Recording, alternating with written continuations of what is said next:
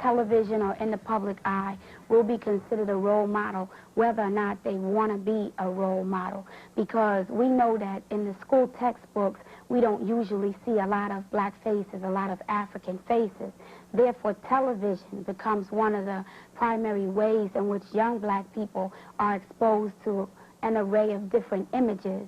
I think it's important that all of us understand that we're role models, whether we choose to be or not. In terms of whether I think that we should be responsible for what we say, I believe that under the First Amendment, we all have the right to freedom of speech. And I would never want to give the white society the opportunity to censor our freedom of speech. Because if I said, yeah, I think you should censor Luke Skywalker, they would use that same law to censor Sister Souljah or to censor KRS-One or another artist who's trying to give a political message, and that's not something that I want to do. At the same time, I think that we're strong enough as individuals to censor ourselves because we know that our people exist in a state of war. So each and every black individual should understand that what comes out of your mouth is a permanent impression in the minds and hearts of young black people. And if you want to be a positive person that exists as part of the solution instead of a negative person that exists as part of the problem, you should be very mindful of the things that you say, the things that you represent, and the things that you show through your artwork, your music, and your videos. Is to reach black people, African people, wherever they are in the world. I think that the reason why I chose hip-hop as one of the avenues in which I choose to communicate is because hip-hop is the most dominant force in the lives of young black people today. I think the educational system has failed as a system in terms of making young black people confident, strong, and understanding of our history so that we can function in a powerful way within the society. I think the history lessons that the majority of young black people have learned today have come through hip-hop.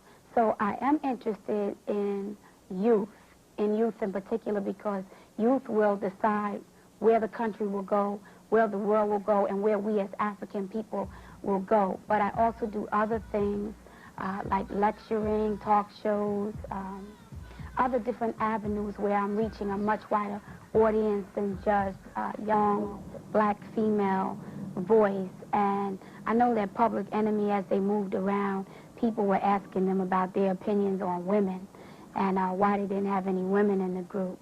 And Chuck D asked me would I like to do a record with him. I guess he felt that I best represented the message that he was trying to express. And I said, well, what's the record about? So he said it's about black youth and how we don't have recreational facilities to go to. So a lot of times we get into trouble, into things that we shouldn't be doing because our minds are not occupied. And I said, well, what's the title of the record? He said, Buck Wildin'. I said, well, how does it work?